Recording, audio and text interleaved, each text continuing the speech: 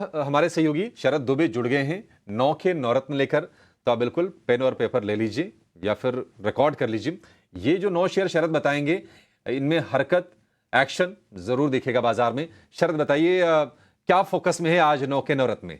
जी बिल्कुल, आज जो है 2 इम्पोर्टेंट एक्विजिशंस हुए हैं। एक फार्मा स्पेस है और एक एग्रोकेमिकल स्पेस है जो फोकस में रहेगा। डॉक्टर रेड्डीज़ लैब जो है एक्वायर करने वाले निकोटिनिल बिजनेस हेलियॉन से लगभग 5,400 करोड़ में। और ये जो है पूरी का जो कंज्यूमर हेल्थ केयर ब्रांड है, निकोटीन रिप्लेसमेंट करने के लिए उस कैटेगरी के लिए किया गया है। और ये जो एक्विजिशन होगा यूएस के बाहर की बिजनेस की होगी। ये जो ट्रांजैक्शन एक्सपेक्टेड है कि 4th क्वार्टर कैलेंडर ईयर 24 तक कंप्लीट हो। और डील जो है 2.3 टाइम्स कैलेंडर ईयर 23 के रेवेन्यू में आ रही है।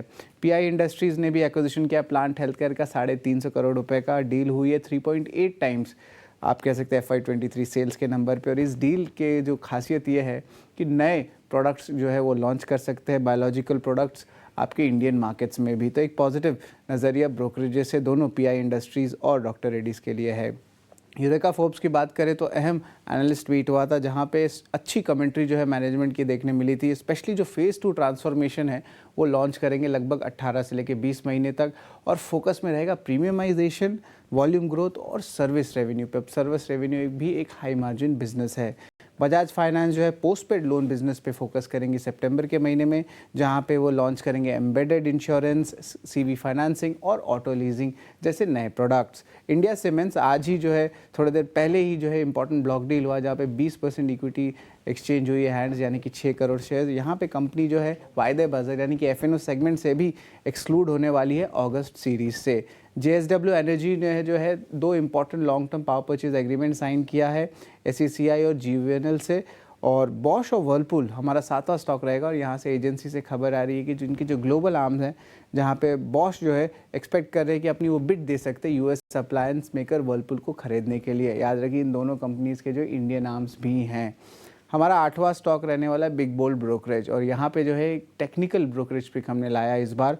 CLSA की प्राइस एक्शन रिपोर्ट से हमने लिया है। लॉरेंस ब्लैंको कह रहे हैं कि जो HDFC बैंक के करंट टेक्निकल लेवल्स है वो लगभग 2 साल के ब्रेकआउट पीरियड पे है। और ओवरऑल जो सजेस्ट कर रहा है अपसाइड टारगेट करंट लेवल से टेक्निकली वो 2373 रुपीज़ का है।